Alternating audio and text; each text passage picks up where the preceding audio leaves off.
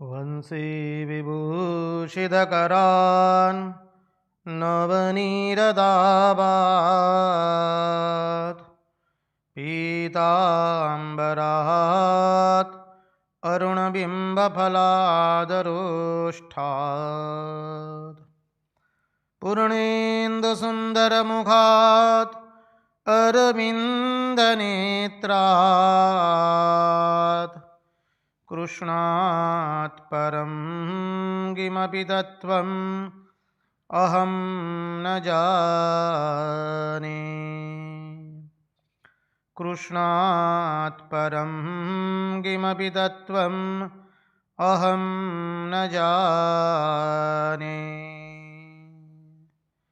स्वस्ति श्रीगणेशाय नमः।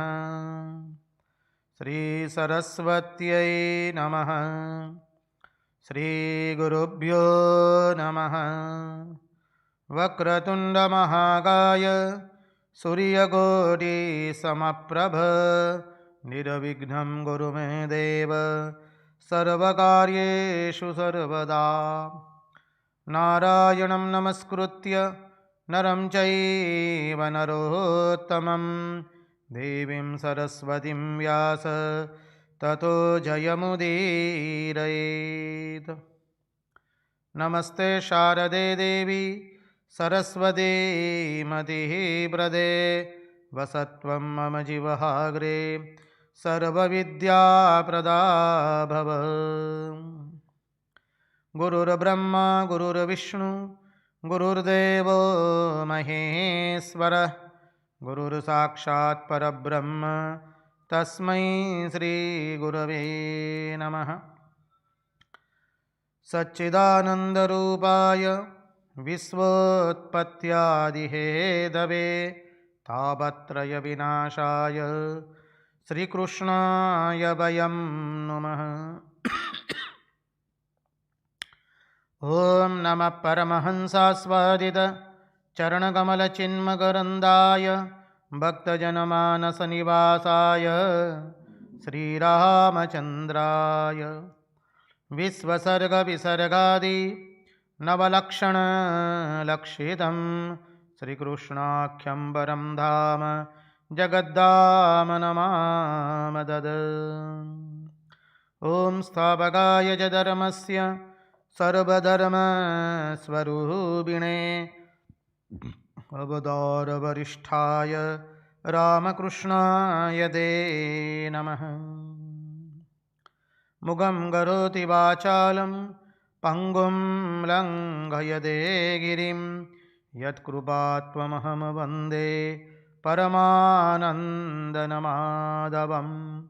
कृष्णकनैयालाल की जय, भक्तवत्सल भगवान की जय, वृंदावन विहारी लाल की जय, भगवान श्री रामकृष्ण देव की जय, भागवत भगवान की जय, भक्त भागवत भगवान की जय।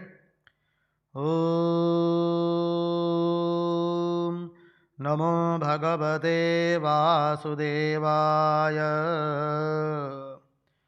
नारायण नारायण नारायण नारायण। सर्वप्रथम हम पूज्यपाद स्वामी आदि भवानंद जी महाराज जी के चरणों में सश्रद्धेय प्रणाम निवेदित करते हैं। तत्पश्चात रामकृष्ण आश्रम राजकोट के अध्यक्ष पूज्यपाद स्वामी निखिलेश्वरानंद जी महाराज जी के चरणों में सश्रद्धेय प्रणाम निवेदित करते हैं। उपस्थित पूज्यपाद प्रभु सेवानंद जी महाराज एवं अन्यान्य सभी सन्यासी महात्माओं एवं विरक्तों के चरणों में सश्रद्धेय प्रणाम निवेदित करते हैं।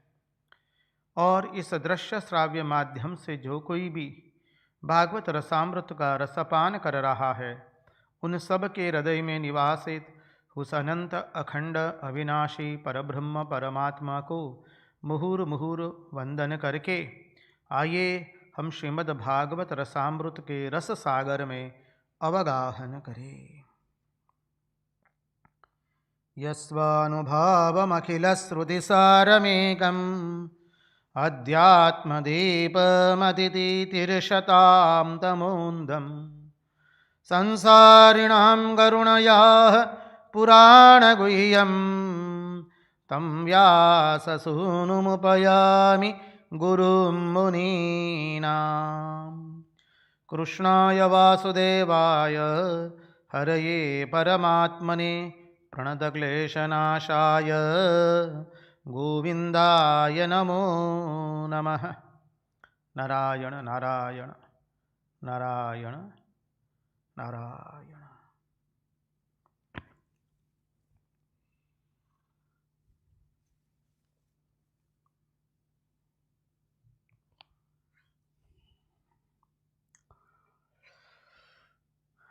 आइए तो हम सब परमहंस शिरोमणि भगवान सुखदेव जी महाराज जी के चरणों का आश्रय लेकर के श्रीमद् भागवत के एकादश स्कंद के अंतर्गत 12 अध्याय में सत्संग की महिमा बताते हैं। भगवान वासुदेव स्वयं अपने प्रिय शिष्य जिनको वो अपने जैसा बताते हैं, उद्धव जी, और उद्धव जी बृहस्पति के शिष्य है और गोपियों से प्रेम दीक्षा प्राप्त कर चुके हैं। ऐसे उद्धव जी को अपने स्वधाम गमन के पूर्व भगवान सत्संग की महिमा बताते हुए कहते हैं, रामेण सार्धं मथुरां प्रणीते स्वाफल्किना मय्यनुरक्तचित्ता विगाढभावेन न मे वियोगति व्रादयोन्यं ददृशु सुखाय। क्या अद्भुत बात बताते हैं भगवान वासुदेव, हमारे नंद नंदन यशोदा नंदन जो अभी द्वारिकाधीश है। अपने प्रिय शिष्य को कह रहे हैं, रामेण सार्धम मथुरां प्रणीते स्वाफल्किना मय्यनुरक्त चित्ता। वो स्वाफल्की का पुत्र अक्रूर जी मुझे मथुरा ले गया, मैं तो जाना नहीं चाहता था। भगवान साफ कहते हैं, मथुरां प्रणीते कहते हैं भगवान। रामेण सार्धम मथुरां प्रणीते स्वाफल्किना मय्यनुरक्त चित्ता। और उस वक्त गोपियों को कितनी वेदना हुई, कितना विरह हुआ, क्योंकि गोपियों के सर्वस्व प्राणधन एकमात्र भगवान श्री कृष्ण ही थे। गोपियां आगे पीछे ऊपर नीचे दाएं बाएं जागृत स्वप्न सुषुप्ति कोई भी अवस्था हो, कहीं पर भी हो, श्री कृष्ण के अतिरिक्त और किसी को देखती नहीं है। उनका तो सिद्धांत ही है, बावरी ये अखियां जल जाए जो सांवरो छोड़ निहारे गोरो। तो जब वो स्वाफल्की का पुत्र अक्रूर जब मुझे ले गया, मैं गया नहीं हूं स्व इच्छा से, मुझे जब वो ले गया, मुझे और बलराम जी को मथुरा ले गया, तब गोपियों को कितना दुख हुआ। क्यों? क्योंकि वो कैसे थी, मय्यनुरक्त चित्ताहा, उनका चित्त मुझ में अनुरक्त था। जो बताए ना, रंग दे चुनरिया, रंग दे चुनरिया, ऐसा रंग दे कि रंग ना ही छूटे। तो उनका मन पूर्ण रूप से श्री कृष्ण रंग में रंग गया था। अरे कैसा रंगा गया था, आगे आएगा। अरे जब नदी सरिता समुद्र में विलीन हो जाती है तो सरिता का कुछ अता पता होता नहीं है। मां गंगा जी जब गंगा सागर में विलीन हो जाती है, सागर में, तो मां गंगा जी फिर गंगा जी नहीं रहती, वो समुद्र बन जाती है। जब तक वो गंगा सागर में विलीन नहीं हुई तब तक हम लोग गाते न, देवी सुरेश्वरी भगवती गंगे त्रिभुवन तारिणी तरल तरंगे। कितना सुंदर गंगा स्तोत्र बनाया है हमारे भगवत पाद ने।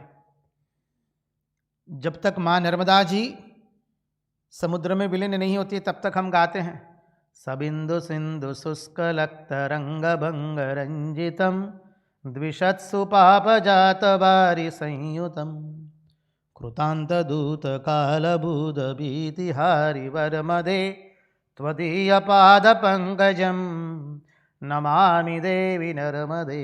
नर्मदे सर्वदे। जब तक जमुना महारानी जी गंगा जी के साथ मिलकर के एक होकर के सागर में नहीं मिलती है तब तक हम यमुनाष्टक गाते यमुना महारानी का। लेकिन जब समुद्र में विलीन हो जाती है तब बस खत्म, आगे पीछे कुछ नहीं रहा। फिर उसी तरह से भगवान कहते, जब मनुष्य का चित्त पूर्ण रूप से मुझ में विलीन हो जाता है। शब्द पर ध्यान दीजिए। भगवान वेदव्यास लिखे हैं, हमारे परमहंस शिरोमणि भगवान शुकदेव जी अपने श्रीमुख से कह रहे हैं, और यह बात हमारे भगवान वासुदेव अपने उत्सव मूर्ति उद्धव जी से कह रहे हैं। उद्धव जी तो भगवान की उत्सव मूर्ति है। तो मय्यनुरक्त चित्ताः विगाढ़ भावेन, यहां से शुरू करना है। वही गोपियां कैसी बोली, विगाढ़ भावेन नमे वियोगति व्राधयोन्यम ददृशुः सुखाय। विगाढ़ भावेन माने उनका भाव ऐसा अवगाहन कर गया कि वो पूर्ण रूप से मुझ में डूब गई,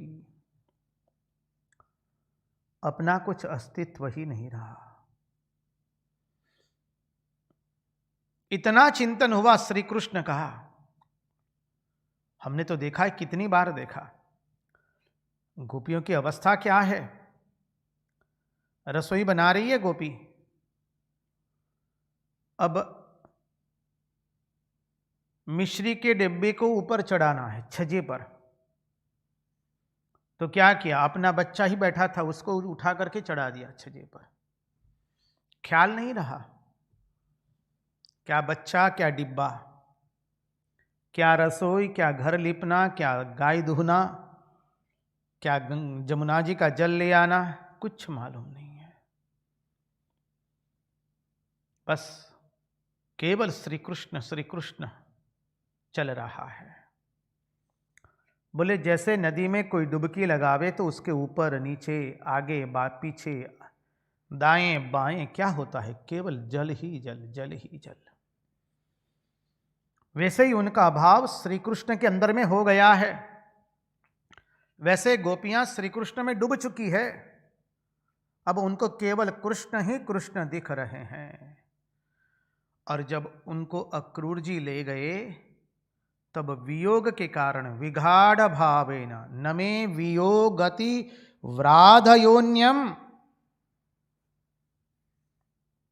वियोग के कारण, वियोग की तीव्र चिंता से अब उनको यह आशा नहीं रही कि श्री कृष्ण अब हमें वापस पुनः मिलेंगे, और अब किसी से उनको सुख प्राप्त होगा। यह आशा ही नहीं रही कि अब श्री कृष्ण के अतिरिक्त और किसी से उनको सुख प्राप्त होगा। अब गोपियों के जीवन में केवल दो ही बात रह गई है, दो बात प्रकट हो गई। क्या बात? तो बोले उस रात्रि को देखो, भगवान पिता रात्रि शरदोत्फुल्ल मल्लिकाः विक्षरन्तुं मनश्चक्रे योगमायामुपाश्रितः। उन रात्रियों को देखते रहो जब वो अपने प्रियति प्रियतम के साथ उन रात्रियों के अंदर में विहार करती थी। उन रात्रियों को देखो, एक ये, और वृंदावन में उनकी आंखों के सामने श्री कृष्ण जैसे प्रकट हुए हैं और नृत्य कर रहे हैं। यह भाव चक्षु से वो देखे रहे हैं। भगवान कहते अब उनके पास दो ही बात बच गई है, या तो उन रात्रि को याद करे जिन रात्रियों में मेरे साथ उन्होंने महारास खेला है, मेरे साथ विहार करते हुए, रास करते हुए, हंसते खेलते नृत्य करते हुए। उनकी रात्रियां ऐसे कट जाती थी जैसे एक क्षण व्यतीत हुआ है, और एक क्षण भी नहीं, एक आधा क्षण बोले। रात्रि ऐसे व्यतीत हो जाती जैसे आधा क्षण व्यतीत हुआ है। जब हम कोई अपने प्रिय व्यक्ति आती है उससे मिलते हैं, अब 1 घंटे के बाद उस व्यक्ति को तुरंत चले जाना होता है, तो हमको लगता है जैसे अभी तो आए अभी चले गए। अरे भाई नारायण 5 मिनट तो बैठते, बोले 5 मिनट कहाँ, हम तो 1 घंटा बैठे हैं जी। अरे हमको तो लग रहा है जैसे 5 मिनट बैठे हैं। अरे हम सत्संग करते हैं, 1.25 घंटा कहाँ चला जाता है, 1.5 घंटा कहाँ चला जाता है,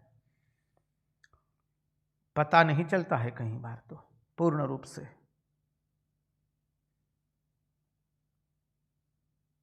जैसे अभी अभी शुरू किया और अभी अभी खत्म करने को आ रहा है। तो बोले श्री कृष्ण के विरह में अब उनके पास दो ही बात बची है, या उन रात्रियों को याद करे जिस रात्रि में वो मेरे साथ रमण करती थी, रास करती थी, नृत्य करती थी, हंसती थी, गाती थी, उनको याद करे। वही गोपी, वही वृंदावन, वही गोपियां, वही वृंदावन, वही रात्रियां, लेकिन मेरे बिना उन गोपियों की क्या दशा हुई।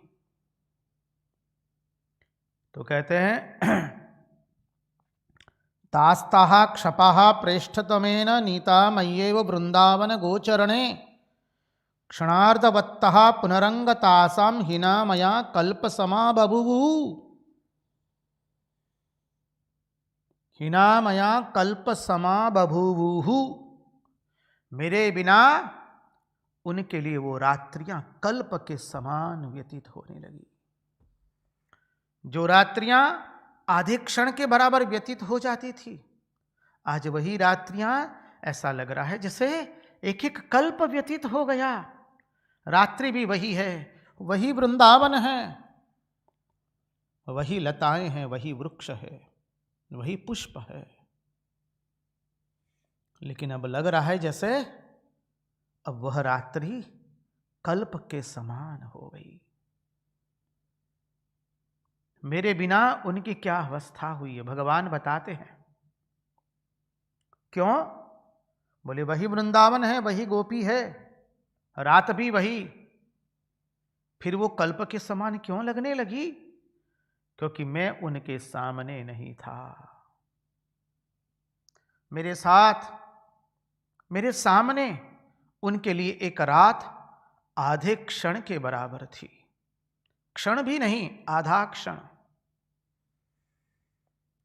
और मेरे बिना वही एक रात्रि उनके लिए एक कल्प के बराबर हो गई है। क्षणार्धवत्तः पुनरंगतासां हिना मया कल्पसमा बभूवुः। तानाविदन्मय्यनुषङ्गबद्धधियः स्वामात्मनमदस्तथेदं यथा समादौ मुनयोब्दितो ये नद्यः प्रविष्टा इव नामरूपे। देखिए, संगति लगा लीजिए। भगवान श्री रामकृष्ण देव जब वृंदावन की यात्रा पर गए थे, संध्या होती थी, गायें जब वन में से लौटती थी, ठाकुर समाधिस्थ हो जाते थे। श्री रामकृष्ण देव, और क्रंदन करके कहते थे, वही गैया है, वही वृंदावन है, वही सब कुछ है, लेकिन श्री कृष्ण तुम कहाँ हो? और ठाकुर श्री रामकृष्ण देव श्री कृष्ण के विरह में समाधिस्थ हो जाते थे।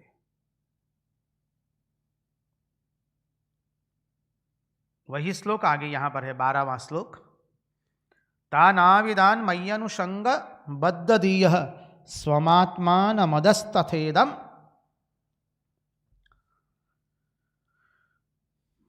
बोले जो योगियों की दशा हुई, समाधि में योगियों की जो दशा होती है, वही दशा गोपियों के प्रेम के कारण हुई थी। कोई योगाभ्यास करके तन्मय हो जाता है, या कोई विचार करके, क्या विचार करते? ज्ञानी लोग विचार करते, वेदांती लोग अहम ब्रह्मास्मि, बुद्धि से चिंतन करके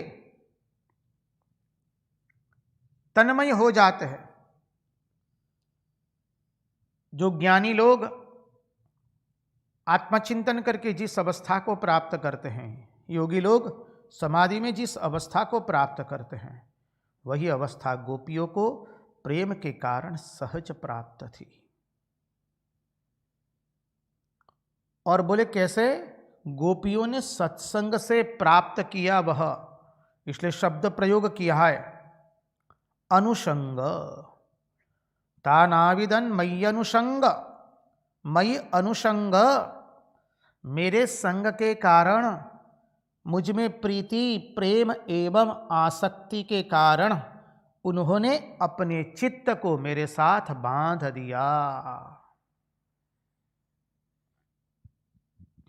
मयि अनुषंग,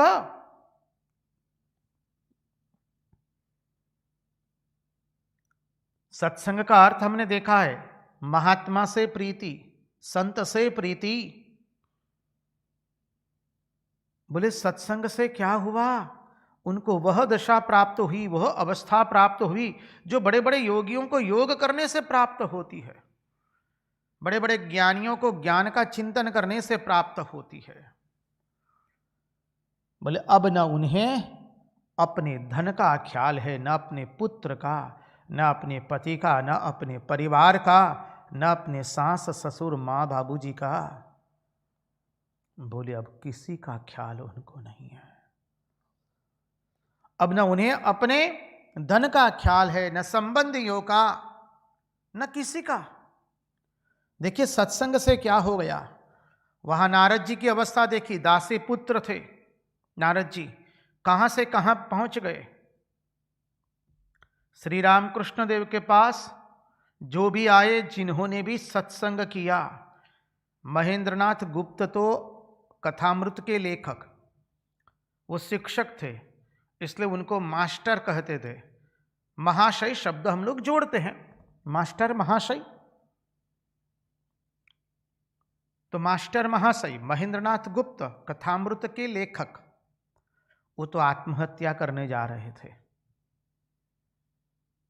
जिसे आप अंग्रेजी में कहते हैं suicide. He had decided to commit suicide and he was going on the path to commit the suicide. And what happened? On the way, one of his friends, Sidhu, met him. And Sidhu brought him to Sri Ramakrishna. And the greatest surprise, you see, we do not find Sidhu's name second time. See, everybody has a role to play, you know. देखिए महेंद्रनाथ गुप्त master महाशय कथामृत के लेखक, वो तो आत्महत्या करने के लिए जा रहे थे। रास्ते में उनको सिद्धू नाम का उनका एक मित्र मिल गया, और वो सिद्धू उनको श्री रामकृष्ण देव के पास ले आया। बोले आत्महत्या करनी थी, इसीलिए तो उन्होंने अपनी पत्नी संतानें सबको अपने ससुराल में रख करके आ गए थे। किसके ससुराल में? महेंद्रनाथ गुप्त के ससुराल में। माने अपनी भार्या को उसके मैके में छोड़ करके आए हैं संतान के सहित। संसार की इतनी सारी विकट परिस्थितियां थी उनको सामने, आर्थिक सामाजिक सब रूप से। उन्होंने तय कर लिया था आत्महत्या करने का, और आत्महत्या के लिए जा रहे थे। मार्ग में सिद्धू मिल गया उनका मित्र, और वो क्या कहता है, चलो नहीं, यहां पर एक बहुत सुंदर बगीचा है, सुना है वहां एक परमहंस भी रहते हैं, चलो ना। बोले तो ठीक है, बोले चलो। बस आ गए, और आ गए तो क्या हुआ, कहां से कहां हमको मिल गया। आज सारे विश्व को वो अमृत मिला है, और सारा विश्व उस अमृत पान कर रहा है। और जो भी आत्महत्या के चिंतन से ग्रसित है, वो व्यक्ति जब इस कथामृत का पान करता है तो सब कुछ छोड़ करके भगवान की अमृतमयी कथा में डूब जाता है। सत्संग से क्या नहीं हुआ। नारद जी दासी पुत्र से ब्रह्मा जी के पुत्र हो गए। महेंद्रनाथ गुप्त आत्महत्या करने जा रहे थे, कहां से कहां जीवन बदल गया। श्री रामकृष्ण देव के समय के श्री व्यास, वो है महेंद्रनाथ गुप्त।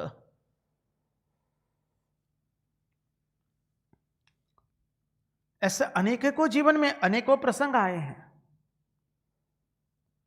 और जो सिद्धू उनको लेकर के आया था श्री रामकृष्ण देव के पास, उसका नाम पूरे कथामृत में कहीं द्वितीय बार आता नहीं है। जैसे भगवान ने उसके लिए उसका एक जो पात्र है वो चिन्हित करके रख दिया है, भाई तुम्हें ये पात्र को इतना ही भाग भजना है इसके जीवन में, बस।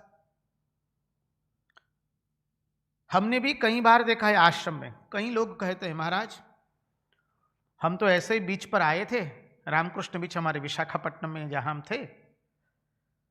बोले हमारा एक मित्र हमको एक बार लेके आया कि see I come often over here and this is a very nice place, I feel peace over here, so you also come with मी।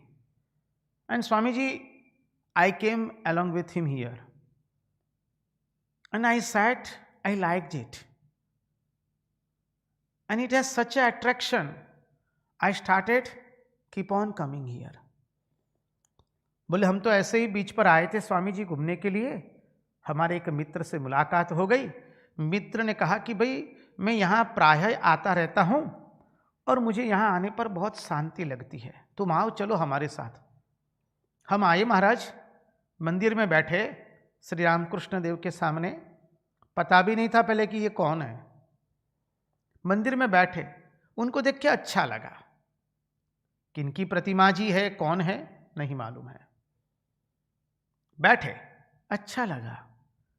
बोले महाराज जी तब से आना शुरू कर दी हमने, और आश्चर्य की बात आज 12 साल से मैं आ रहा हूं यहां इतना, लेकिन उस व्यक्ति को फिर कभी मैंने यहां पर देखा ही नहीं है।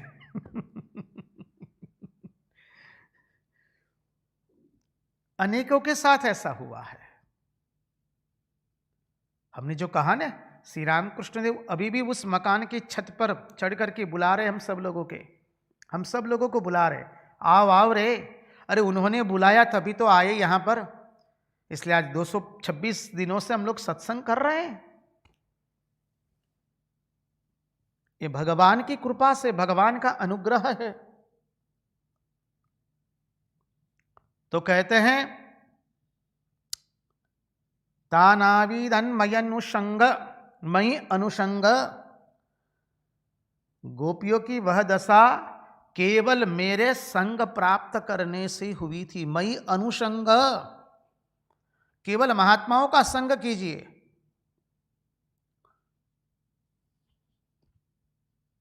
महात्माओं के पास आप कोई भी बात करने जाएंगे ना, महात्मा उसी को कहते हैं, आप कोई भी बात करने जाइए वो घूम फिर करके आपको श्री रामकृष्ण देव, वेदांत या भगवान की कथा में आपको ले आवेगा। महात्मा के पास जाकर संसार की बात कभी नहीं करते हैं। जिस बात से हम जल रहे हैं वो बात नहीं बोलनी होती है। अरे जो जिससे हम जल रहे वो जलन थोड़ी ना व्यक्त करनी होती है। हम तो महात्मा के पास जाते हैं ठंडक प्राप्त करने के लिए, और जब ठंडक प्राप्त होती है तो किससे ठंडक मिलती है? भगवान की कथा से। तब कथामृतम तप्त जीवनम। तो बोले गोपियों की वह दशा केवल मेरा संग करने से प्राप्त हुई, मई अनुसंग। और उनको अब किसी का ख्याल नहीं है, न अपने सास ससुर पति संतान संबंधियां प्रियजन, किसी का नहीं। और क्या कह रही है? वो मेरा भी भूल गई है और मैं भी भूल गई है। मैं और मेरा पूर्ण रूप से भूल गई है। स्वमात्मात्मनमदस्तथेदम, स्वमात्मा नमदस्तथेदम। मैं भी भूल गई, मेरा भी भूल गई, लोक भी भूल गई, परलोक भी भूल गई है। यह लोक भी भूल गई, परलोक भी भई भूल गई। अदस्तथेदम, अदह तथा इदम, संधि विच्छेद करे। अर्थात क्या? अदह मानी परलोक और इदम मानी यह लोक। यह लोक भी भूल गई, परलोक भी भूल गई। स्वमात्मानम, मेरा भी भूल गई और मैं भी भूल गई। आत्मा मानी मैं, त्वम स्वमात्मानम, त्वम मानी मेरा। बोला मैं भी भूल गई, मेरा भी भूल गई, यह लोक भी भूल गई, परलोक भी भूल गई, सब कुछ भूल गई। अब कुछ नहीं। बोले मैं और मेरा, यह वह, यह लोक और परलोक सब कुछ भूल गई। कितनी अद्भुत अवस्था होगी वो, जब मनुष्य सब कुछ भूल करके केवल भगवानमय हो जाता है। हम सब भगवान से प्रार्थना करें, प्रभु हमें भी वही स्थिति पर ले जाना। हमारे मन की मति गति और रति भी तुम्हारे में ऐसी हो जाए, हम सर्वस्व भूल करके प्रभु केवल आप ही का आश्रय लेकर के आप ही का स्मरण करते रहें, आप ही का दर्शन करें। यह लोक परलोक भूल जाए, मैं और मेरा भूल जाए।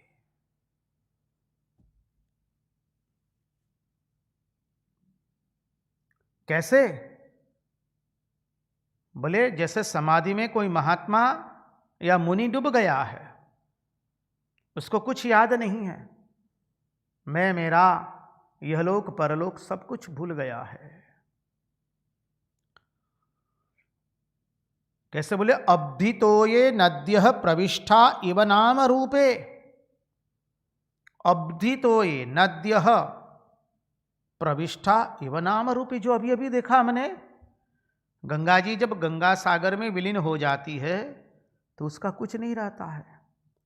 सरिता जब समुद्र में विलीन हो जाती है तो क्या होता है? सरिता अपना नाम एवं रूप दोनों छोड़ देती है और समुद्र के साथ एक हो जाती है। ऐसे ही गोपियां मुझ में प्रविष्ट हो गई और अपने नाम रूप सबका उन्होंने विस्मरण कर दिया। वाह रे वाह, बलिहारी जाएं आपके नाम पर। ये हम सब विरक्त साधु सन्यासी भक्त सबका लक्ष्य यही है, हम सर्वस्व छोड़ करके केवल भगवानमय हो जाए। हमें और कुछ नहीं चाहिए, हम और किसी की अपेक्षा न रखें। हम मैं और मेरा इहलोक एवं परलोक, मैं तेरा आत्मा अनात्मा सर्वस्व का त्याग करके एकमात्र भगवान नाम स्मरण में डूब जाए। जो श्री रामकृष्ण देव के जीवन से बताते हैं, श्री रामकृष्ण देव, स्वामी विवेकानंद अपने जीवन से बताते हैं माँ शारदा अपने जीवन से बताती है, महात्मा लोग, सन्यासी लोग अपने जीवन से बताते हैं, भक्त लोगों का जीवन पढ़ेंगे उनमें हमको यही दृष्टि गोचर होता है। रामकृष्ण भक्तमालिका, भक्तों का जीवन पढ़ लीजिए या भक्तमाल पढ़ लीजिए। भक्तमाल तो श्री रामकृष्ण देव भी अपने कमरे में रखते थे और भक्तमाल श्री रामकृष्ण देव भी पढ़वाते थे। तो कहते हैं ऐसी एक गोपियां मुझ में प्रविष्ट हो गई, उन्होंने अपना नाम रूप रिश्ता नाता संसार यहलोक परलोक सबका त्याग कर दिया।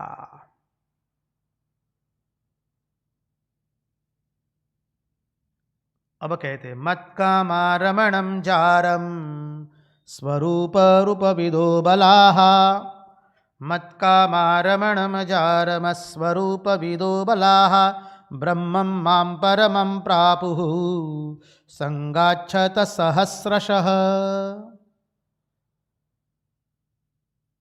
भागवत के एक एक श्लोक के अंदर में एक देखेंगे क्या अद्भुत दृष्टि गोचर होती है।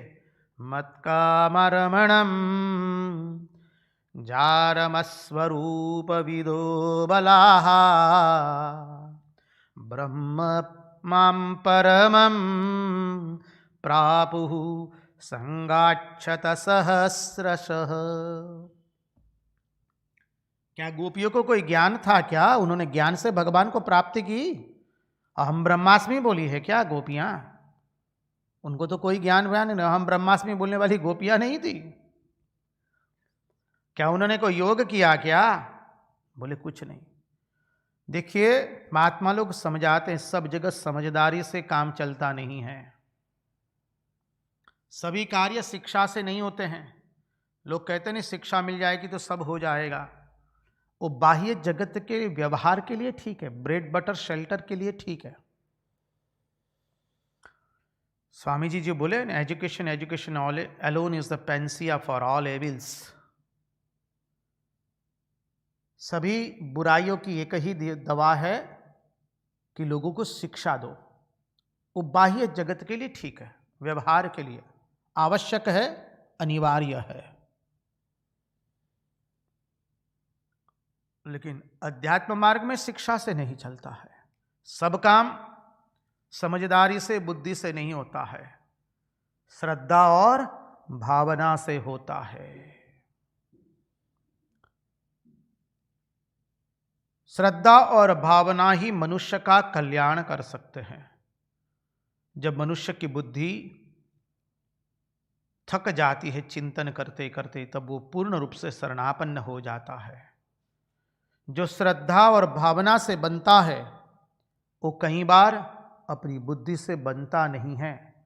इसलिए स्वामी विवेकानंद कहते हैं when there is a conflict between heart and head, whom to follow? Follow your heart। Swami Vivekananda कहते हैं जब हृदय और मस्तिष्क के बीच में युद्ध हो, बोले किसका अनुसरण करें, किसकी बात माने? हृदय एक कहता है, बुद्धि एक कहती है। बोले बुद्धि को छोड़ो, हृदय को मानो। श्रद्धा और भावना का अनुसरण करना है।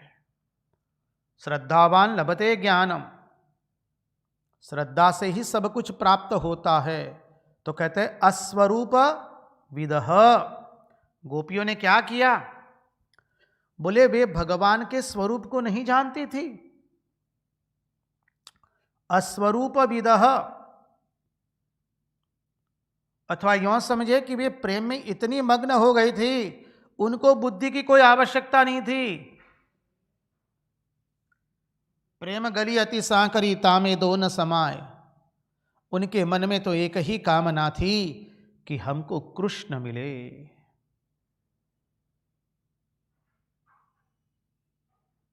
अरे देवी की उपासना की, कात्यायनी देवी। आप लोग श्रीधाम वृंदावन गए होंगे, मां कात्यायनी के मंदिर में हम लोग जाते हैं, तो कात्यायनी देवी की उपासना की है और मिला क्या कि उपासना देवी की, मिला देवा। अरे देवी की उपासना भी तो किस लिए की थी? बोले हमें श्री कृष्ण पति के रूप में प्राप्त हो।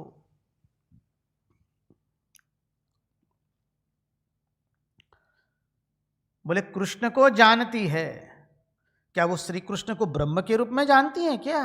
बोले बिल्कुल नहीं, ब्रह्म से हमारा क्या लेना देना है।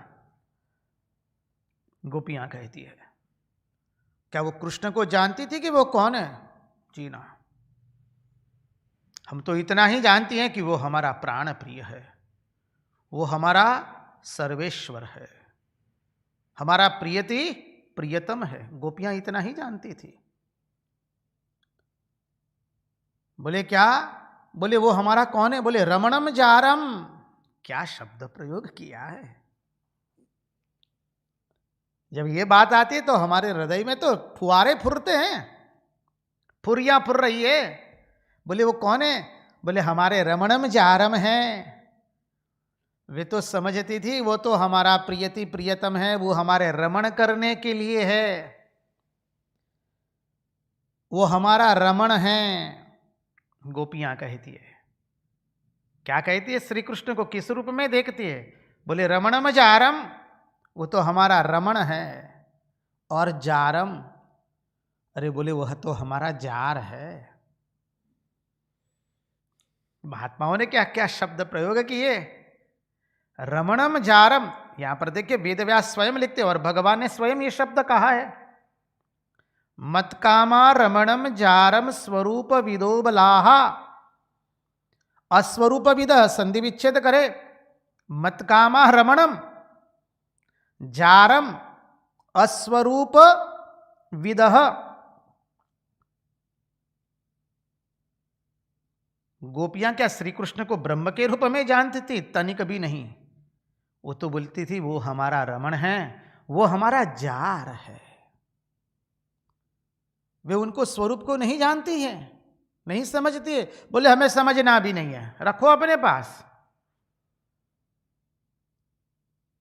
हमको द्वारिका वाली श्री कृष्ण की आवश्यकता नहीं, हमें तो हमारा जार चाहिए, हमारा रमण चाहिए, हमारा नंद नंदन यशोदा नंदन चाहिए। परंतु क्या कहते? ब्रह्म माम परमम प्रापुहु संगाच्छत्त सहस्रशः। ब्रह्म माम परमम प्रापुहु, कृष्ण कहते हैं कि फिर भी वो मेरे स्वरूप ब्रह्म को ही प्राप्त हो गई। मुझे तो वो रमण के रूप में ले रही थी, जार के रूप में जानती थी। बोली हमारा जार है। भगवान स्वयं कहते हैं वो मुझे अपने जार के रूप में देखती थी, अपने रमण के रूप में देखती थी, लेकिन क्या हुआ? ब्रह्म माम परमम प्रापुहु, वो मेरे स्वरूप ब्रह्म को ही प्राप्त हो गई। बोले कैसे? संगात। यह संग की महिमा है, सत्संग की महिमा है, इस संग की महिमा है। संग किया तो कन्हैया का किया। बोले आखिर आई तो हमारे पास ही ना, और किसी के पास तो नहीं गई ना, आखिर में आई है तो हमारे पास। भगवान पिता रात्रि शरदोत्फुल्ल मल्लिका वीक्षरंदुम मनश्चक्रे योग मायामुपाश्रितः। अरे महाप्रभु वल्लभाचार्य जी अपनी सुबोधिनी में कहते हैं ना, क्या कहते हैं? गोपियों ने काम भाव से कन्हैया की भजना की थी। ये तत्व हमने देखा था जब हम रासलीला का चिंतन कर रहे थे और दसम स्कंद की गोपियों प्रेम की चिंतन, गोपी के प्रेम का दर्शन कर रहे थे। बोले गोपियों ने भगवान को काम से भजना की। बोले कोई काम से भजना करेगा तो उसमें काम आवेगा ना? फिर बिल्कुल नहीं आवेगा। यहां पर क्यों? उदाहरण से बताते हैं। महाप्रभु वल्लभाचार्य जी कहते हैं यदि बीज जो है उसको भूंज दीजिए, कढ़ाई के अंदर में भूंज दीजिए और बाद में उसको जमीन में गाड़ दीजिए। जमीन में गाड़ दिया तो बोले क्या उसमें से कुछ अंकुरित होने वाला है? अब बोले कुछ नहीं होने वाला है। एक बार बीज को भूंज देने से बाद में उसको जमीन में गाड़ देंगे तो उसमें से कुछ अंकुरित तो होने वाला नहीं है। ठीक वैसे ही इस श्री कृष्ण के प्रति काम गया है, और वो कैसा है? श्री कृष्ण आप्त काम है, अकाम है, पूर्ण काम है। ये कोई सामान्य नहीं है। श्री कृष्ण है कैसे? आप्त काम, अकाम एवं पूर्ण काम। तो ये जो काम बहा वो किसके प्रति बहा जी? नारायण। बोले अकाम के प्रति, आप्त काम के प्रति, पूर्ण काम के प्रति। इसलिए कहा मत कामा रमणम जारम स्वरूप विदो बलाहा। हम तो सच कहते हैं, हमने सोचा भी नहीं था। हम तो सोचे थे इन श्लोकों को थोड़ा आज द्रुत गति से पूर्ण करके आगे चले जाएंगे, लेकिन ये भगवान का अनुग्रह है। भगवान कहते नहीं, इसको आनंद से देखो। मत कामा रमणम जारम स्वरूप विदो बलाहा ब्रह्म माम परमम प्रापुहु संगाच्छत सहस्रशः। मेरा संग किया जो उन्होंने, बोले जाने की अनजाने से। आप यदि हम आग के अंदर में हमारे हस्त को रख देंगे तो क्या होगा? अरे हस्त जल जाएगा जी। नारायण।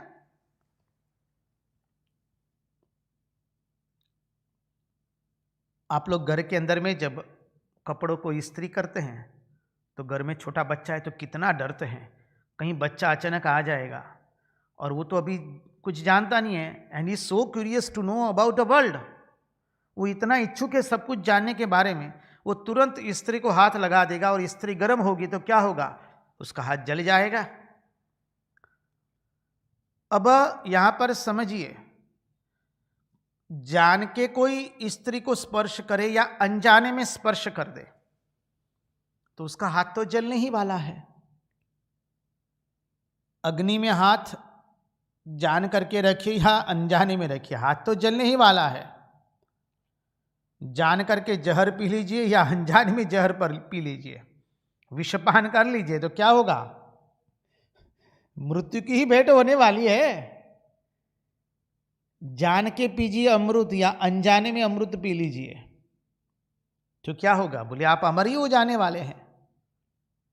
तो महात्मा लोग समझाते हैं, ओ नारायण समझो, वस्तु की शक्ति इस बात का ख्याल नहीं करती है कि यह हमको जानता है कि नहीं जानता है। वस्तु की शक्ति यह ख्याल नहीं करती है कि यह हमको जानता है कि नहीं जानता है। स्त्री रखिए, स्त्री यह बात का ख्याल नहीं करती है छोटा बच्चा मेरी शक्ति को जानता है या नहीं जानता है। बस उसके संग में जो भी आएगा, संस्पर्श में जो भी आएगा, उसका तय निश्चित है, वो लगेगा उसको आग उसकी। बस उसी तरह से श्री कृष्ण के संग में हम चाहे जान के आए या अनजाने में आए, बस हमको उस परम पद की ही प्राप्ति होने वाली है, क्योंकि हमने जो संग किया है महात्माओं का। इसलिए श्री रामकृष्ण देव कहते हैं, कोई जान करके नाम ले या कोई अनजाने में नाम ले, उसका फल तो मिलने वाला ही है। वस्तु की शक्ति यह ख्याल नहीं करती है कि यह व्यक्ति हमको जानता है या नहीं जानता है। इसलिए बोले प्रति श्वास भगवान नाम स्मरण करते रहे। श्री कृष्ण गोविंद हरे मुरारे, हे नाथ नारायण वासुदेव। वस्तु की शक्ति इसका ख्याल नहीं करती है। तस्मात् त्वमुद्धव सृज्य, आगे के श्लोक में, अब तो आगे तो जाना पड़ेगा ना, कोई चारा नहीं है हमारे पास अभी। तस्मात् त्वमुद्धोत्सृज्य चोदनाम प्रतिचोदनाम प्रवृत्तम च निवृत्तम च श्रोतव्यम श्रुतमेव च। तस्मात् त्वम उद्धवोत्सृज्य, आगे कहते हैं मामेकमेव शरणमात्मानं सर्वदेहिनां या ही सर्वात्म भावेन मया स्या युकोत भयः। भगवान कहते हैं, इसलिए उद्धव बहुत सुंदर बात बताते, कृपा करके हमारे नम्र निवेदन रहेगा, आप लोग अत्यंत ध्यान से, हम सब लोग ध्यान से इसका श्रवण करें। बहुत सुंदर विषय है, आनंद आवेगा।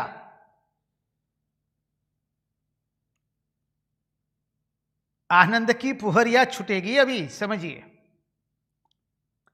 भगवान कहते हैं, इसलिए उद्धव मैं तुम्हें कहता हूं, तस्मात् त्वम उद्धवो सृज्य चोदनाम प्रतिचोदनाम प्रवृतम च निवृतम च श्रोतव्यम श्रुतमेव च। इसलिए भगवान हमारे वासुदेव कहते हैं, क्या कहते? वासुदेव कहते हैं, अरे उद्धव, मेरा प्रभाव ऐसा है, मेरा सत्संग ऐसा है, मेरे सत्संग का प्रभाव ऐसा है, उद्धव तुम यह मत सोचो, यह मत देखो कि वेद में क्या लिखा है क्या नहीं लिखा है, वे भी छोड़ दो। चोदनाम प्रतिचोदनाम, बोले वेद में क्या लिखा है क्या नहीं लिखा, इस बात को छोड़ दो। तुम यह भी मत देखो कि क्या छोड़ना है, वेद में क्या छोड़ने के लिए लिखा है, क्या करने के लिए लिखा है, इस बात को तुम छोड़ो। बोले कौन सा प्रवृत्ति मार्ग है और कौन सा निवृत्ति मार्ग है, उसको भी छोड़ दो तुम। प्रवृत्ति मार्ग को छोड़ो, निवृत्ति मार्ग को छोड़ो, वेद में क्या लिखा है, क्या ग्रहण करने को लिखा है, क्या त्याज्य लिखा है, उस सब को छोड़ो। बोले तुम गृहस्थाश्रम में हो कि संन्यासाश्रम में, वो भी छोड़ दो, इसका भी कोई ख्याल मत करो। क्या कभी सुनना है, क्या अभी सुनना है, और क्या सुन चुके हो, इसका भी ख्याल मत करो। बहुत बड़ी बात बताने जा रहे हैं भगवान। क्या तुमने अभी सुना या क्या सुन चुके हो तुम, कितनी बड़ी बात बता रहे। आप कृपा करके इसको ध्यान से श्रवण कीजिए, क्योंकि आने वाला विषय इतना आनंददायक है, हमारे जीवन की अनेक समस्याओं का निराकरण उसमें समाहित है। इसलिए भगवान उद्धव जी के मन में यह धरी बना रहे हैं, जैसे अरे हमारा नंद नंदन यशोदा नंदन हमारे भगवान वासुदेव उद्धव जी को निमित्त बना करके हम सब के हृदय में धरी बना रहे हैं। मानव तुम चिंता मत करो, तुम कौन से आश्रम में हो, ब्रह्मचारी हो, गृहस्थ हो, वानप्रस्थ हो या सन्यासी हो। मानव तुम चिंता मत करो, तुमने अभी जो सुना या भूतकाल में जितना सुन चुके हो उसकी भी परवाह मत करो। मानव तुम प्रवृत्ति मार्ग में और निवृत्ति मार्ग, वो दोनों मार्ग की चिंता को छोड़ो। कितनी बड़ी बात करे, सब छोड़ो। बोले गजब है ये तो, तनिक रुकिए ना जी नारायण, अद्भुत बात बता रहे हैं भगवान। अभी तुम बोले प्रवृत्ति मार्ग की बात छोड़ दो, निवृत्ति मार्ग की बात छोड़ो, वेद में क्या ग्रहण करने को लिखा है क्या त्याज्य लिखा है उसका भी बात छोड़ो। ओ उद्धव, अभी तुम सुन रहे हो और जो सुन चुके हो उसको भी छोड़ो। तुम सन्यासी हो कि गृहस्थ, उस बात को भी छोड़ दो। बोले अब क्या करे, बस जो भगवान ने गीता में कहा ना, क्या कहा, सर्वधर्मान परित्यज्य मामेकम शरणं व्रज अहम त्वाम सर्व पापेभ्यो मोक्षयिष्यामि मा शुचः। सर्वधर्मान परित्यज्य मामेकम शरणं व्रज अहम त्वाम सर्व पापेभ्यो मोक्षयिष्यामि मा शुचः। यही बात भगवान यहां कह रहे हैं, मामेकमेव शरणमात्मानं सर्वदेहिनां। मामेकमेवं, माम एकम एवं शरणम आत्मानं सर्वदेहिनां। क्या अद्भुत बात बता रहे भगवान। या ही सर्वात्म भावेन, कैसा भाव, सर्वात्म भावेन मयास्यायुकोत भयः। भगवान यहां पर साफ शब्दों में बता रहे हैं, मामेकमेव शरणम आत्मानम सर्वदेहिनाम। एक जो मैं हूं, मेरी उस एक की शरण में आ जाओ। माम एकम एव शरणम आत्मानम। एक जो मैं हूं उसकी शरण में आ जाओ बस। अब बहुत हुआ, बहुत भटकना हुआ। भटक भटक तेरे चरण में आयो, लाज दास की राखो रे। अब गुण न मोरे प्रभु देखो रे। अब गुण न मोरे प्रभु देखो रे। भटक भटक चरण में आयो, भटक भटक तेरे चरण में आयो, लाज दास की राखो। प्रभु मैं बहुत भटका हूं। हम सब लोग अनेक भटके हैं, कितने जन्मों से भटक रहे किसको मालूम। महात्मा के पास एक भक्त गए, महात्मा सत्संग कर रहे थे। हम भटक भटक करके अंत में भगवान की अनंत कृपा से भगवान उनको हमें अपनी शरण में लाए। भक्त युवक था, भक्त ने कह दिया, महाराज हम तो कहां भटके हैं, हम तो कॉलेज में पढ़ते पढ़ते श्री रामकृष्ण देव की जीवनी पढ़ना शुरू कर दिए और आश्रम में आकर के महात्माओं के सत्संग मिल गया। हम कहीं नहीं भटकना पड़े महाराज। महाराज स्मित करके कह रहे, अरे बेटा अनेक जन्मों से हम भटक रहे हैं, तुम कहां कैसे कहते हो कि हम भटके नहीं हैं। अनेक जन्म से भटक रहे हैं। 84 गर भिक्षा मांगी तोए रही उपवासी। रंगदूत महाराज लिखते हैं 84 गर भिक्षा मांगी, 84 लाख योनि में भटक भटक करके आए। अब भगवान तुम्हारे शरण में आए हैं। सुख के लिए शास्त्रों के जंगल में भटके भी बहुत है, लेकिन कहीं कुछ नहीं मिला। अब भगवान कहते हैं, मामेकमेवं शरणम आत्मानम सर्वदेहिनाम। एक जो मैं हूं उसकी शरण में आ जाओ बस। वह एक कौन है? हर देश में तू, हर वेश में तू, तेरे नाम अनेक बस तू एक ही है। यह रंग भूमि विश्वदरा, सब खेल में मेल में तू ही तू है। सागर से उठा बादल बनकर, बादल से गिरा जल होकर, फिर नहर बना नदिया गहरी, तेरे भिन्न प्रकार बस तू एक ही है। सर्वदेहिनाम आत्मानम, मैं सबका आत्मा हूं। अहम सर्वभूतानां हृद्देशिरर्जुन तिष्ठति, भ्रामयन् सर्वभूतानि यंत्रारूढ़ानि मायया। सर्वदेहिनाम आत्मानम, मैं सबका आत्मा हूं। आत्मा सबकी कौन है? हमारे भगवान है। तो बोले शरण में कैसे आवे? हम लोग गाते ना, रामकृष्ण शरणम रामकृष्ण शरणम रामकृष्ण शरणम शरण्ये। शरणागत हम शरणागत हम शरणागत हम शरण्ये। जय जय रामकृष्ण शरणम रामकृष्ण शरणम रामकृष्ण शरणम शरण्ये। तो बोले सर्वात्मा भावे न, भगवान की शरण में कैसे आवे? बस सबका आत्मा एक परमात्मा है। सभी का आत्मा एक परमात्मा ही है। न कहीं राग है न कहीं द्वेष है।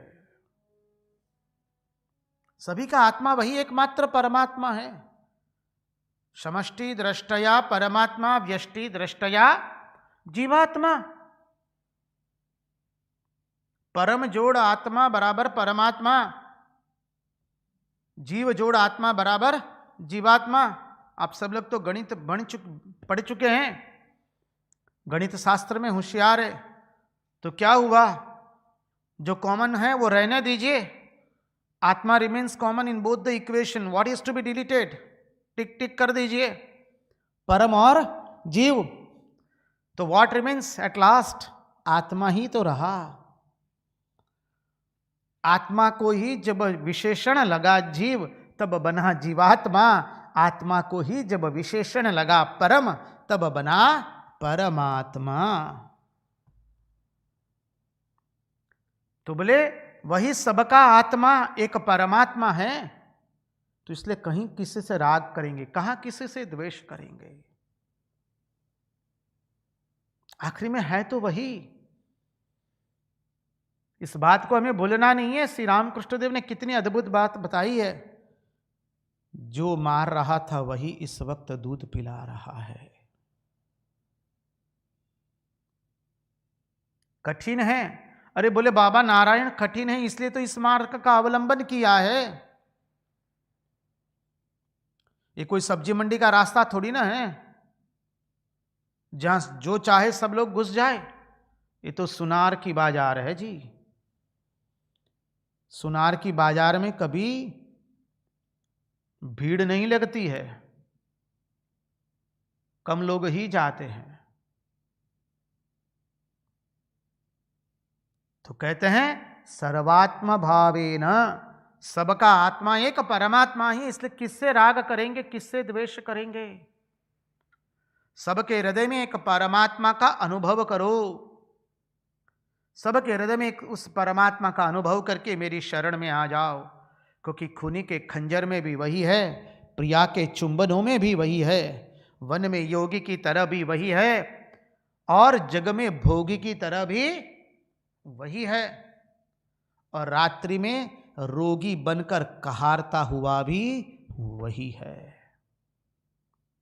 बोले इससे क्या होगा, इससे होगा कि मेरे साथ एक होकर, मेरे साथ मिल करके, एक हो करके तुम क्या होगा, अकुतो भय हो जाओगे। अकुतो भय माने निर्भय हो जाओगे, निसंशय हो जाओगे, और तुम्हें सर्वत्याग करने का सामर्थ्य प्राप्त होगा। यकुतो भय या ही सर्वात्म भावेन मयास्या यकुतो भय अकुतो भय, संधि विच्छेद करे। अकुतो भय बोले तुम निर्भय हो जाओगे। हम सबको जो मृत्यु की भय लगी है, हम सबको भय लगा है कि वो मेरी निंदा करेगा तो, मेरे चरित्र पर लांछन लगाएगा तो, मेरे ऊपर में उल्टा पुल्टा बोलेगा तो, मेरी प्रतिष्ठा को दब्बा लगा देगा तो, मेरे पीठ के पीछे खंजर भोंकेगा तो, हमारी संपत्ति को लूट कर ले जाएगा तो, कितना कितना भय है। बोले तुम सब भय से मुक्त हो जाओगे। द्विषतः परकाये माम मानिनो भिन्न दर्शिनः भूतेषु बद्ध वैरस्य न मन शांति मृच्छति।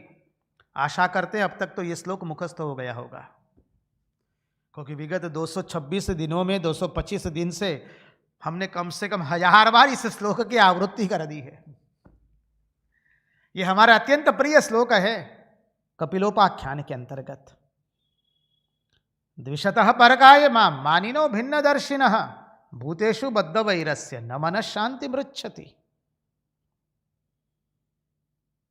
हमारा सब भय चला जाएगा जब उस एक परमात्मा को ही अत्र तत्र सर्वत्र में देखेंगे। इसलिए भगवान ने कह दिया, ओ उद्धव, तुमने अभी जो सुना है और पूर्व में जो सब कुछ सुना था उस सब का छोड़ो। प्रवृत्ति मार्ग निवृत्ति मार्ग की चिंता छोड़ो। वेद में क्या त्याज्य लिखा है, क्या ग्राह्य लिखा है, वो सब बात छोड़ो। तो बोले क्या करे नारायण, बस सर्वधर्मान परित्यज्य मामेकम शरणम व्रज, मामेकमेव शरणमात्मानम सर्वदेहिनाम। मैं ही तो सभी हृदयों के सब देह में मैं ही हूं, सभी के हृदय में आत्मा के रूप में मैं ही विराजित हूं। तुम जो मुझे नहीं देख पाते हो और तुम केवल नाम और रूप और प्रकृति के बनाए हुए गुणों को देख करके किसी की प्रशंसा करते हो, किसी की निंदा करते हो, किसी से राग करके प्रीति करके बैठ जाते हो या किसी से द्वेष करते हो। और तुम इस माया के चक्कर में फिर पुनरपि जननम पुनरपि मरणम पुनरपि जननी जठरे शयनम उसमें घुस जाते हो। इनफ ऑफ इनफ, बहुत हुआ जी। बोले अब निकल आओ। अब कैसे निकल आए?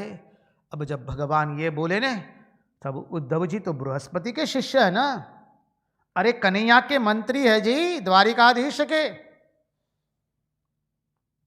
द्वारिकाधीश के मंत्री है, भगवान वासुदेव के मंत्री है। श्री कृष्ण उनकी सलाह लेते हैं। बृहस्पति के शिष्य है, परम ज्ञानी है, परम प्रेमी है, गोपियों से प्रेम की दीक्षा हो चुकी है। अब ऐसे उद्धव जी हम सब लोगों को निमित्त बना करके एक अद्भुत प्रश्न करते हैं भगवान को, और भगवान ने क्या अद्भुत उत्तर दिया है। प्रसंग अद्भुत तत्वार्थ से भरा है। उसकी ओर दृष्टिपात करने से पहले हम महाराज जी से नम्र निवेदन करेंगे, कृपा करके एक भजन का रसामृत हमें कराइए।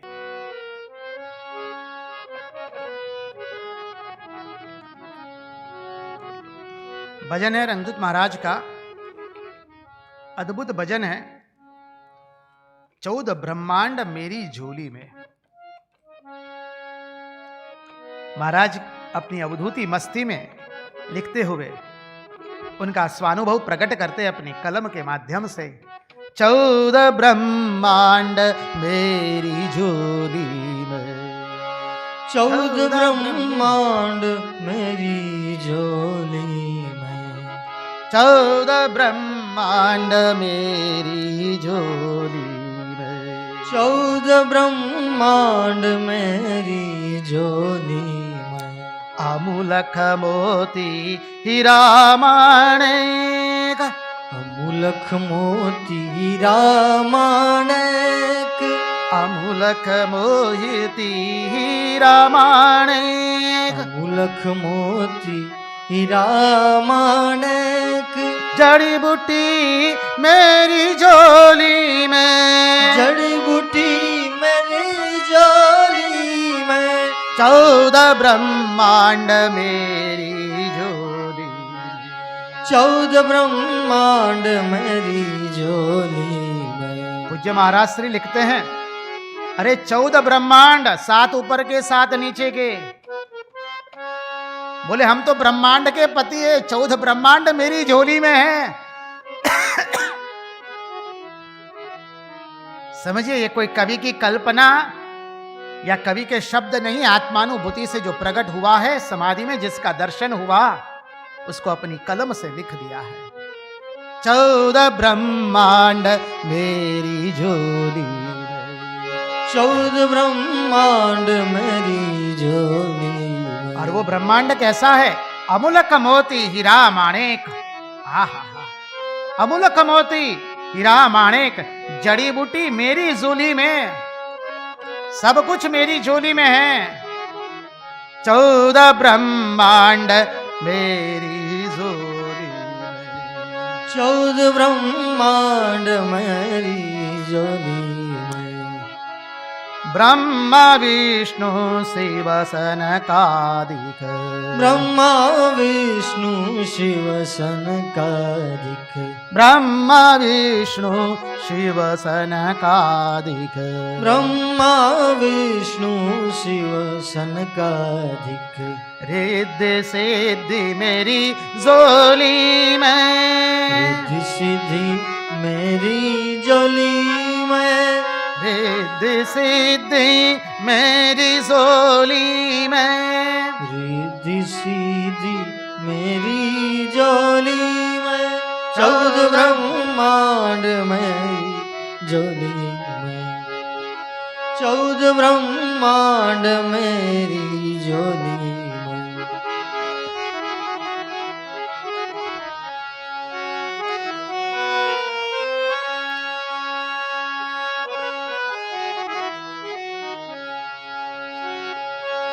धनपति ताको पार न पावे, धनपति ताको पार न पावे, नवोनिधि मेरी झोली में। धनपति ताको पार न पावे, नवोनिधि मेरी झोली में। पंचकुई की झोली हमारी, पंचकुई की झोली हमारी। खेचत साई दोरी से, खेचत साई दोरी से। 14 ब्रह्मांड मेरी झोली में, 14 ब्रह्मांड मेरी झोली में। धनपति ताको पार न पावे, कोई धनपति उसको पार नहीं पा सकता है। नवोनिधि मेरी झोली में, नवनिधि तो मेरी झोली में है, कुई की झोली हमारी। अब समझिए, कुई की झोली हमारी, महाराज जी ने कह दिया सर्वस्व जो कुछ है वो हमारी झोली में है। खेचत साई डोरी से, पंच कुई की झोली हमारी। पंच महाभूत की झोली भी हमारी, जो पंच महाभूत हमारी झोली में है, क्योंकि सांख्य दर्शन के सिद्धांत के अनुसार आखिरी कार्य क्या है? पंच महाभूत। ये पंच महाभूत में सब लकीरें खींची गई है, मनुष्य पशु पक्षी कीट स्थावर जंगम की। इसलिए कहा पंच कुई की झोली हमारी, पंच कुई की झोली हमारी। खेचत साई डोरी से, 14 ब्रह्मांड मेरी झोली, 14 ब्रह्मांड मेरी झोली में।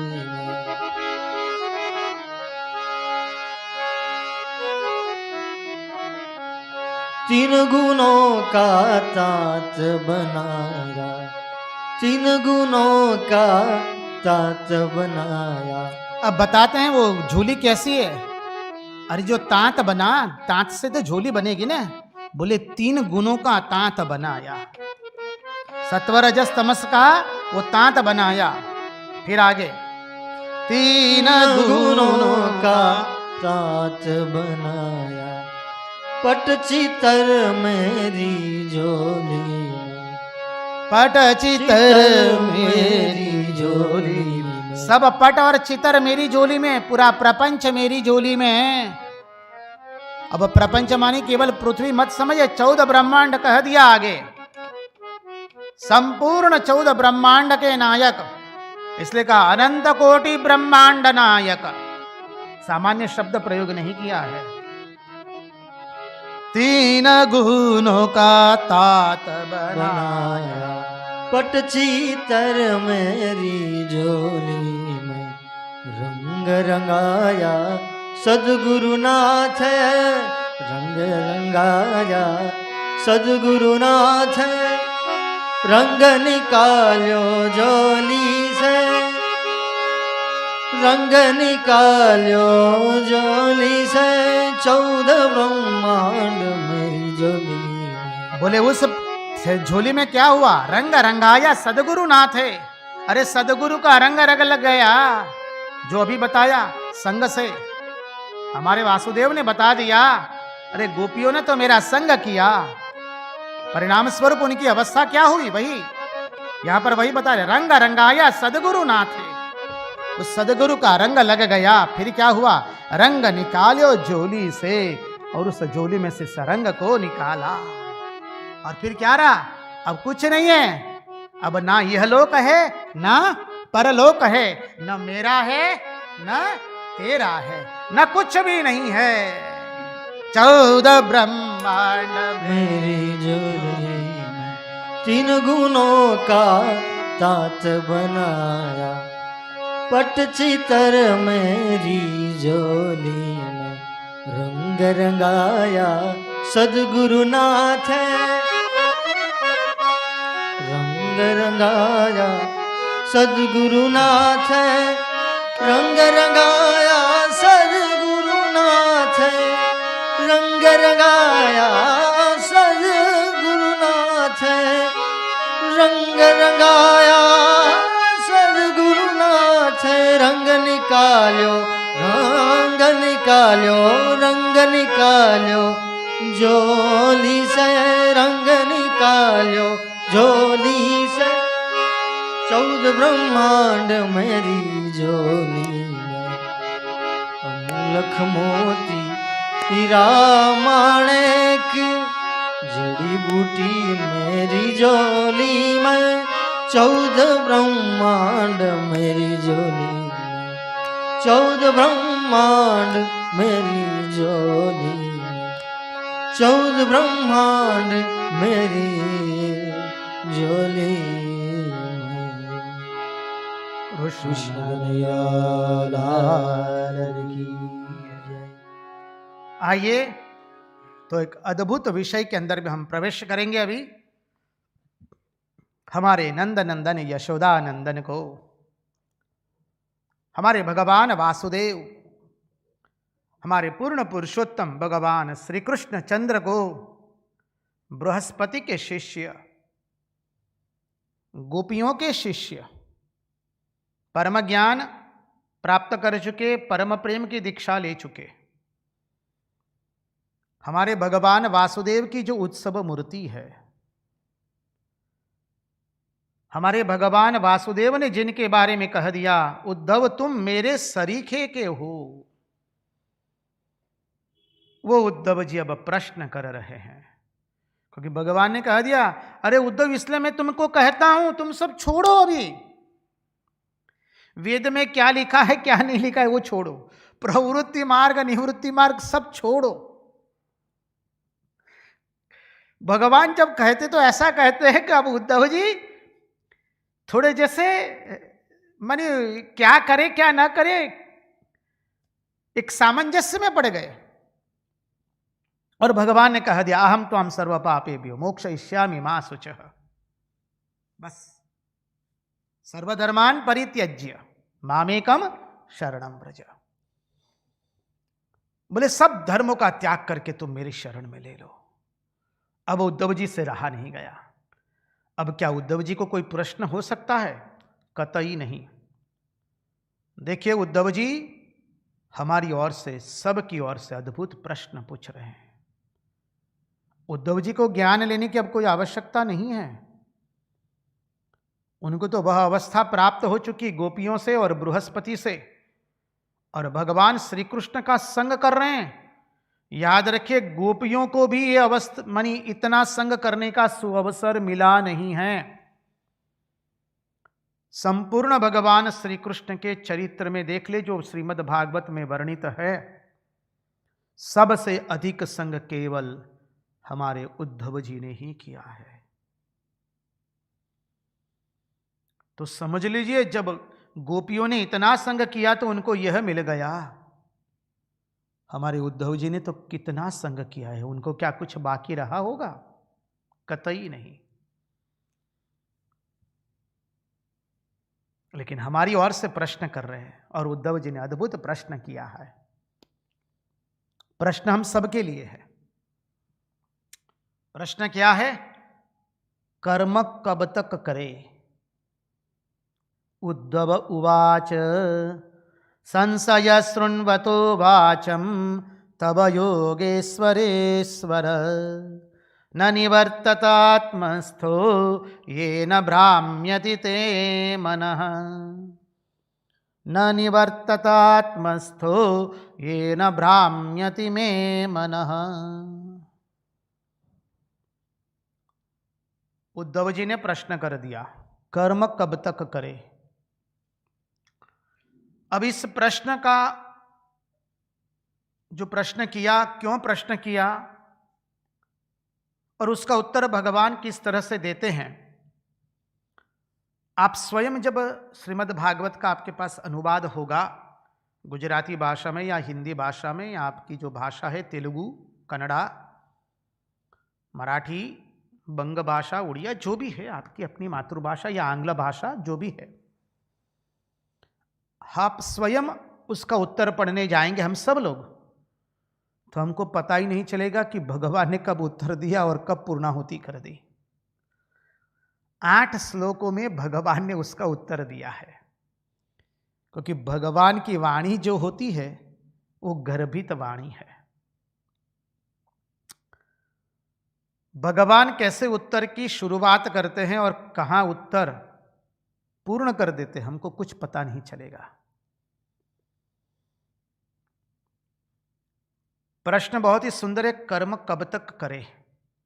भगवान श्री रामकृष्ण देव के उत्तर का भी इसी के साथ संगति लगाते जाएंगे हम लोग।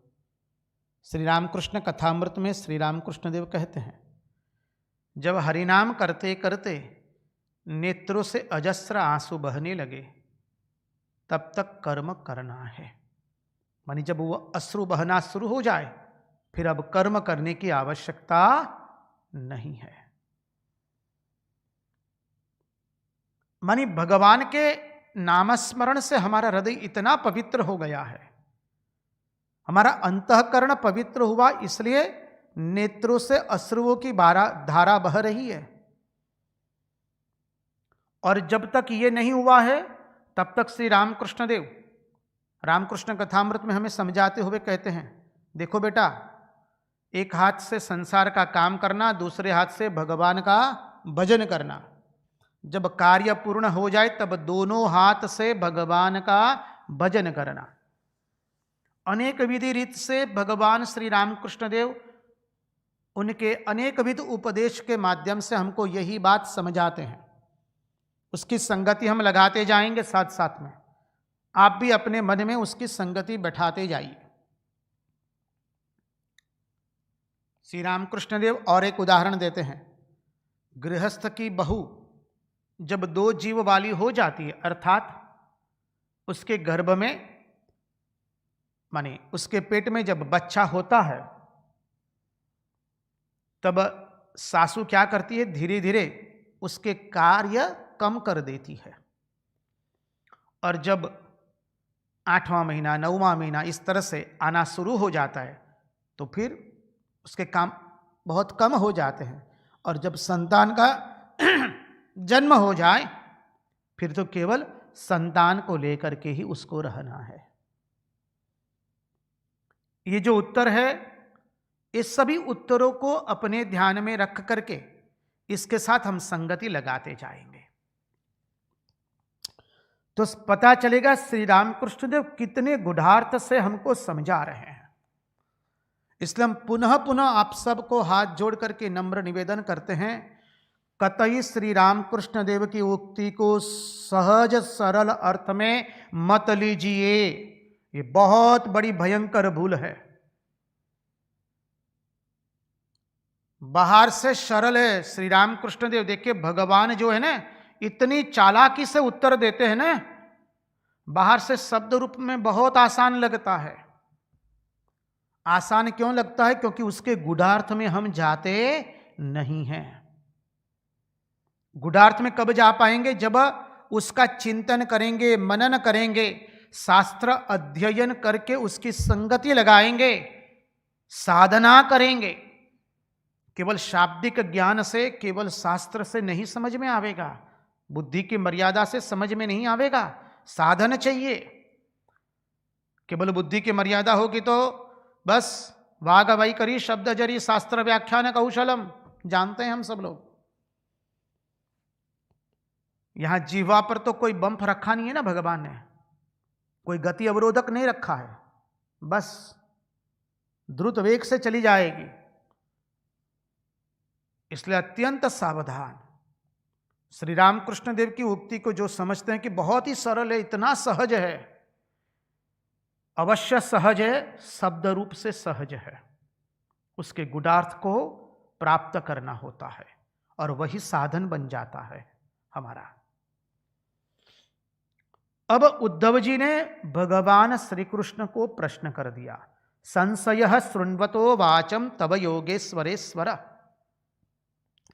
ओ योगेश्वरों के ईश्वर, क्या शब्द प्रयोग किया है, योगेश्वरेश्वर। ये शब्द प्रयोग हमने देखा था 10वें स्कंद के चिंतन के अंदर में। यदि आप लोगों को याद आए तो स्मृति पटल पर आपकी स्मृति हो जाए तो अच्छा है। योगेश्वरेश्वर, तो संशय शृण्वतो वाचम तव योगेश्वरेश्वर न निवर्तत आत्मस्थो ये न भ्राम्यति में मनः। हे योगेश्वर, हे प्रभु, योगेश्वर ने योगेश्वरों के ईश्वर, आपके वचन को सुन करके हमको तो अब संशय हो गया है। गजब है, भगवान ने इतना सहज रूप से कह दिया। देखिए, कहते हैं ना हम लोग कि श्री रामकृष्ण देव की उक्ति बहुत सरल लगती है। जो बुद्धिमान होगा वो कभी नहीं कहेगा। जो साधक है, जो मननशील है, योगी है, जो उस उक्ति को साधन बना करके उसको समझने का, उसके गुडार्थ में प्रवेश करने का प्रयास करता है, वो अपने मुंह से कभी ये शब्द नहीं बोलेगा। अब उद्धव जी को भी यही लगा। हम सबको तो बाह्य रूप से सामान्य ही लगता था, अच्छा है श्री रामकृष्ण देव, और ये जहां पर वासुदेव भगवान ने कह दिया, बस मामेकम शरणम व्रज, मेरी शरण ले लो। उद्धव जी कहते, भगवान अब हमको तो संशय हो गया है जी। अब आप सब लोग जानते हैं श्री विश्वनाथ चक्रवर्ती हमारे गौड़ीय संप्रदाय के महान टीकाकार है। भागवत के ऊपर में अद्भुत उनका विद्वत सभर टीका है श्री विश्वनाथ चक्रवर्ती का। तो श्री विश्वनाथ चक्रवर्ती जी एक व्यंग करते हैं यहां पर। छूट है, बहुत सुंदर व्यंग किया है, और व्यंग भी इतना अद्भुत है। श्री विश्वनाथ चक्रवर्ती कहते हैं, मैंने व्यंग निकाला है कि भगवान ने जब शुरू किया उद्धव जी को उपदेश देना, तब तो भगवान ने कहा था कि उद्धव तुम ज्ञान के अधिकारी हो। तब तो भगवान ने कहा था उद्धव जी को कि उद्धव तुम ज्ञान के अधिकारी हो। त्वम तु सर्वम परित्यज्य स्नेहम सर्वबंधुषु, त्वम तु सर्वम परित्यज्य स्नेहम सर्वबंधुषु। उद्धव, तुम ज्ञान के अधिकारी हो, तुम अपने सभी बंधु बांधवों को, संबंधियों को, प्रियजनों को, आत्मीय जनों को सबका त्याग करके चले आओ, बस, क्योंकि तुम ज्ञान के अधिकारी हो। नारायण, ये तो बात हम भी जानते, तब तो वो बृहस्पति के शिष्य बने हैं जी। बोले सबके साथ स्नेह छोड़ो, जगत के साथ तो प्रीति वही करता है जो महामूर्ख होता है। कहते हैं ना, भर बाजार में सटिया गया है उसका। तो जगत के साथ तो प्रीत वही करता है। बोले सबके साथ स्नेह का त्याग करके, मैं मेरापना का त्याग करके सारी सृष्टि को तुम माया मात्र समझो। सारी सृष्टि को क्या समझने को कहा? माया मात्र। सृष्टि को माया समझो, अर्थात क्या? माया शब्द का चिंतन कर ले, क्योंकि यही सिद्धांत आने वाला है। माया, माम अर्थात जो नहीं है, या अर्थात जो नहीं है फिर भी दिखाई दे रहा है, माया। मिथ्यात्व की परिभाषा कृपा करके आप सब लोग अपने स्मृति पटल पर ले आइए। अब उस वेदांत के तत्वार्थ को थोड़ा मस्तिष्क में लाना पड़ेगा। मिथ्यात्व की परिभाषा स्वभावादि करणे भासमानत्वम मिथ्यात्वम। माया, मां अर्थात जो नहीं है फिर भी जो दिखाई दे रहा है, माया। ये संसार नहीं है फिर भी दिखाई दे रहा है। रज्जु में सर्प नहीं है फिर भी सर्प दिखाई दे रहा है। आज तो हमारे आज के कथा की अवधि पूर्ण हुई है। आज यहीं पर हमको विराम करना पड़ेगा। कल से फिर पुनः इस अद्भुत तत्वार्थ के पर दृष्टिपात करेंगे, उसका दर्शन करेंगे और यहीं से कल शुरू करेंगे। कर्म कब तक करे? आज उन्हीं की वाणी, उन्हीं को चरणों में समर्पित करते हुए भगवान से प्रार्थना करते, प्रभु हमारे मन की मति, गति और रति आपके चरणों में बनी रहे। कृष्ण कन्हैया लाल की जय, भक्त वत्सल भगवान की जय, द्वारिकाधीश की जय, सब संतन की जय, सब भक्तन की जय। ओम नमः पार्वती पतये हर हर महादेव हर।